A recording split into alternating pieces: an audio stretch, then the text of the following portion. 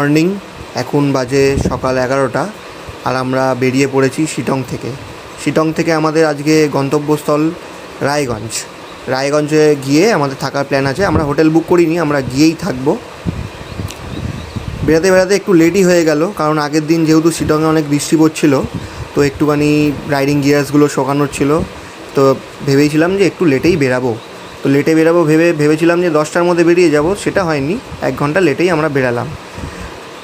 বেরানোর পরে আমরা ডিসাইড করলাম যে আজকে রায়গঞ্জ না, আজকে কলকাতা পর্যন্ত ঢোকা যায় কিনা, কিন্তু সেটা তো আগে ভাবিনি।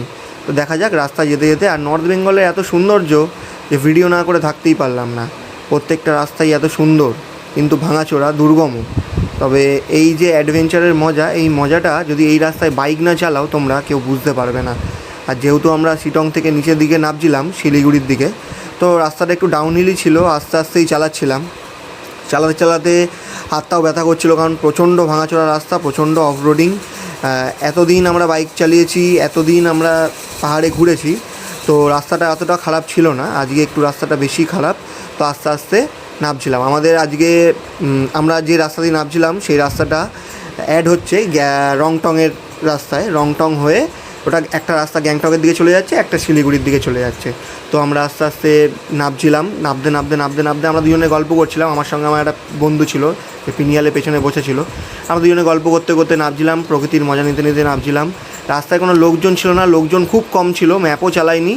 আমরা মাঝে মাঝে লোককে জিজ্ঞাসা করে নিচ্ছিলাম যে এইদিকেই ঠিক রাস্তায় যাচ্ছি কিনা, কারণ রাস্তায় যেহেতু কোনো লোক নেই, তো ওটা কনফিউশন হয়েই আমরা আস্তে আস্তে এগিয়ে চলেছিলাম। রাস্তাঘাট ভাঙা ছিল।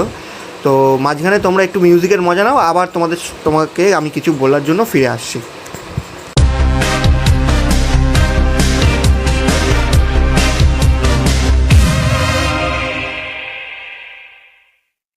যন্ত্রণা করছিল, হাতের উপর এত প্রেশার পড়ছে, ওই জন্য হাতগুলো যন্ত্রণা করছিল কালকে। খুবই সুন্দর, একটু তো খারাপ হবেই, কারণ শিটং হলো একটা অফবিট প্লেস, আর খুবই সুন্দর একটা গ্রাম। 1 রাত 2 দিনের জন্য খুবই ভালো একটা জায়গা। তোমরা যদি নর্থ বেঙ্গল প্ল্যান করে থাকো, শিটংটাকে লিস্টে কিন্তু রেখো। নর্থ বেঙ্গলে আরও অনেক জায়গা আছে যেগুলো তোমরা ভিজিট করতে পারো, অফবিট অনেক ভালো ভালো প্লেস আছে। ওগুলো তো করতেই পারো, তার সঙ্গে শিটংটাকেও রাখতে পারো। শিটং যেটা হলো উত্তরবঙ্গের একটা কমলা উপত্যকা নামে বিখ্যাত। এটি কার্শিয়াংয়ের খুবই কাছে রিয়ং নদীর উপত্যকায় এটি অবস্থিত। আর এই গ্রামটি কমলা বাগান, পাইন ফরেস্ট এবং কাঞ্চনজঙ্ঘার বিভিন্ন বিস্তৃত দৃশ্যের জন্য সুপরিচিত একটা জায়গা। এছাড়াও আপনারা শিটংয়ে অলধারা ভিউ পয়েন্ট, হনুমান চটি, বিভিন্ন জায়গায় ভিজিট করতে পারেন। অনেক জায়গা আছে ঘোরার, তার মধ্যে এইগুলো হচ্ছে খুবই বিখ্যাত একটা জায়গা।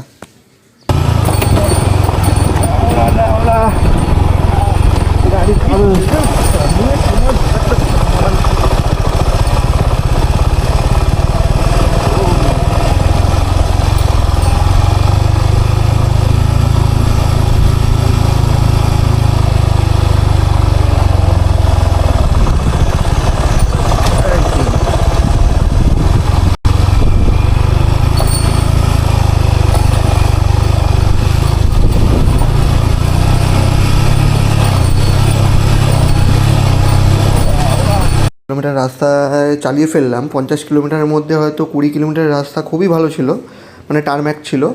তারপর থেকে 30 কিলোমিটার কন্টিনিউ অফবিট রোড, আর তার মধ্যে ডাউনহিল মানে একদম নিচের দিকে চলে গেছে। যেহেতু আমরা নিচের দিকে নামছি, তো একটু অসুবিধা হচ্ছিলো আমার।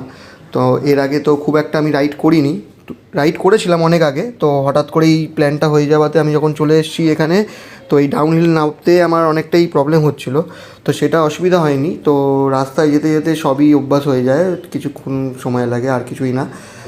আর এত সুন্দর নেচারকে দেখতেই আর কিছু মনে হচ্ছিল না, শুধু সব দিকে তাকাচ্ছিলাম, ভাবছিলাম যে রাস্তায় কি চালাচ্ছি গাড়ি, একাই চলে এসেছি আমি।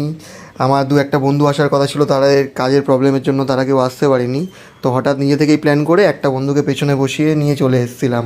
তো আস্তে আস্তেই নামছিলাম। তো খুব একটা তাড়াহুড়ো ছিল না, তাড়াহুড়ো থাকলেও আস্তে আস্তেই নামছিলাম, কারণ ভেবেছিলাম যে পাহাড় থেকে নেমে যাওয়ার পরে তো আমি টারম্যাক রোড পাবো, সেই জায়গাটা আমি টেনে নেবো, সেটা নিয়ে অসুবিধা হবে না।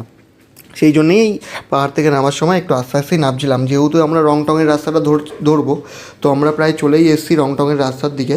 ওই রংটংয়ের রাস্তাটা যখন আমরা ধরে নেবো, সেই জায়গাটা আমাদের পুরোটাই টারম্যাক পাবো, আমাদের কোনো অসুবিধা হবে না। একটা রেলওয়ে ক্রসিং পরে ওই ক্রসিংটা আমরা পেরাবো কিছুক্ষণ। যখন আমরা ক্রসিংটা পেরাবো সেই জায়গাটাও তোমরা দেখবে। তো ওই ক্রসিং পেরানোর পরেই আমরা শিলিগুড়ির দিকে ঢুকে যাব। শিলিগুড়ি আর ওখান থেকে বেশি দূর থাকে না, প্রায় 30-35 কিলোমিটারের মতো থাকে। তো যেহেতু আমাদের আজকে রায়গঞ্জের ডেস্টিনেশন ছিল, তো রায়গঞ্জ পর্যন্ত তো যাবই, কিন্তু আমরা দুজন মিলে প্ল্যান করেছি যে রায়গঞ্জে থাকবো না, আমরা খেয়ে দিয়ে সারা রাত্রি গাড়ি চালিয়ে কলকাতা সকালের মধ্যে ঢুকে যাব। এই যে আমরা রংটংয়ের রাস্তাটায় চলে এসেছি এখন। তো এই রাস্তাটা পুরো টারম্যাক, এটা বাঁ দিকে চলে যাচ্ছে তোমাদের শিলিগুড়ি, আর আমরা চলে যাব ডান দিকে সোজা চলে যাবে। ওই রেলওয়ে ক্রসিংটা পড়বে, রেলওয়ে ক্রসিং আমরা ছাড়িয়ে শিলিগুড়ির দিকে যাব। এই রাস্তাটা খুবই সুন্দর, এই রাস্তার ভিউটিও সুন্দর, আর এই রাস্তাটা টারম্যাক, এটা কোনো আপার হিল ডাউন হিল কিছুই নেই। সামনেই তিস্তা রিভারের পাশ থেকেই আমরা যাচ্ছিলাম। তো কিছুটা যাওয়ার পরে তিস্তা রিভারও তুমি দেখতে পাবে। তো যেহেতু অনেক আগে তিস্তায় একটা বড় ধস নেমেছিল, সেই জন্য তিস্তা রিভারের জলটা এখন কম হলেও যে বিশাল আকার ধারণ করেছিল ওটা ভয়ঙ্করে ধ্বংসলীলায়, সেই জায়গাটা তোমরা দেখতে পাবে। এই রাস্তাটা খুবই টারম্যাক, তো সুন্দর। তো এখানে আমার চালাতে খুব অসুবিধাও হয়নি। ওপর থেকে যেহেতু একটু আস্তে নামছিলাম, তো এখানে এসে আমরা চেষ্টা করেছিলাম যে একটু তাড়াতাড়ি টেনে বেরিয়ে যাব। সেইভাবেই আমরা গাড়ি নিয়ে টানছিলাম। তোমরা একটু মিউজিক শোনো, তারপরে আমি আবার আসছি।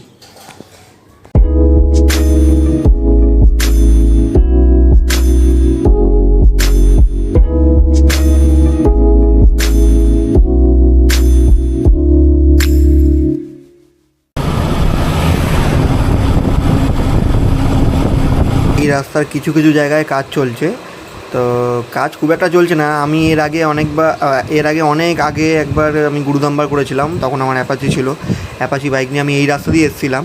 তো এই রাস্তায় তখন কাজ চলছিল, তখন খুব ভাঙা চোরা কাদা ছিল। ওই রাস্তা দিয়ে আমি অনেক আগে গেছিলাম। তো এখন রাস্তা অনেকই ভালো হয়ে গেছে, আগের থেকে চওড়া করে দিয়েছে। কিছু কিছু জায়গায় ল্যান্ডস্লাইড হলেও সেই জায়গাগুলো পরিষ্কার করে রেখেছে, সুন্দর করে রেখেছে, যাতে না কোনো অসুবিধা হয়, যেহেতু এই রাস্তাটা পুরোটাই আমাদের সিকিমে গিয়ে অ্যাড হয়েছে। তো আর কিছু দূর যাওয়ার পরেই রেলওয়ে ক্রসিংটা পড়বে। এই রেলওয়ে ক্রসিংটা পড়লো, আমরা রেলওয়ে ক্রসিংটা চলে এসেছি। এই যে ট্রেনটা যাচ্ছে, এই রেল ক্রসিংটাই চলে যাচ্ছে পুরো আলিপুরদুয়ার পর্যন্ত। এই রেলওয়ে ক্রসিংটা ট্রেন অনেকক্ষণ ধরেই জ্যাম ছিল, তো আমরা সাইড থেকে বেরিয়ে এসে অনেকটাই সামনে চলে এসেছি। ট্রেনটা এখন যাচ্ছে, তো আমাদের বেশিক্ষণ ওয়েট করতে হয়নি তো রেলওয়েটার জন্য। তো আমরা পেছনে দাঁড়িয়েছিলাম, তো জ্যাম যেহেতু ছিল অনেকক্ষণ ধরে, তো এই জ্যাম কাটিয়ে আমরা সাইড থেকে, যেহেতু আমাদের বাইক কোনো অসুবিধা নেই, আমরা সাইডে চলে এসেছি। আর বেশিক্ষণ আমাদের অপেক্ষাও করতে হয়নি, রেলগেটটা খুব তাড়াতাড়ি খুলে গেছে, ট্রেনটা চলে গেছে। খুলে যেতেই আমরা বেরিয়ে পড়েছি। আর আমরা ছাড়াও আরও অনেক বাইকাররা ছিল যারা আমাদের পেছনেই ছিল, তো ওরা সাইড থেকে একটু পরেই বেরিয়ে যাবে। তো ও ফার্স্টে দেখছিল যে আমি যাই কি না, তো আমি যেতেই পাশ থেকে ওরাও একজন করে এই যে বেরিয়ে যাচ্ছে আমার পাশ থেকে। তো ওরা বেরিয়ে যাওয়ার পরেই আমি বেরিয়ে যাব। তো এখনও রেলগেটটা ওপেন হয়নি, রেলগেটটা আর কিছুক্ষণের মধ্যেই ওপেন হয়ে যাবে, হলেই বেরিয়ে যাব। আর এখান থেকে শিলিগুড়ির ডিস্টেন্স খুব একটা দূর না, 20-25 কিলোমিটার হবে। শিলিগুড়ি তো আমরা থাকবো না, শিলিগুড়ি ছাড়িয়ে আমরা বেরিয়ে যাব রায়গঞ্জের দিকে। রায়গঞ্জেও থাকবো না, রায়গঞ্জ বারবার বলছি যেহেতু আমাদের প্ল্যান ছিল রায়গঞ্জ, তো রায়গঞ্জেও থাকার নেই, আমাদের পুরোপুরি কলকাতারই যাবার আছে। তো আমরা রাস্তায় রেস করতেই যাব, যে এই না যে ননস্টপ চালাবো, আস্তে আস্তেই যাব, সাবধানেই যাব। আর রাত্রির হয়ে গেলেও আমরা সারা রাত্রির বাইক চালানোর প্ল্যান করেছি।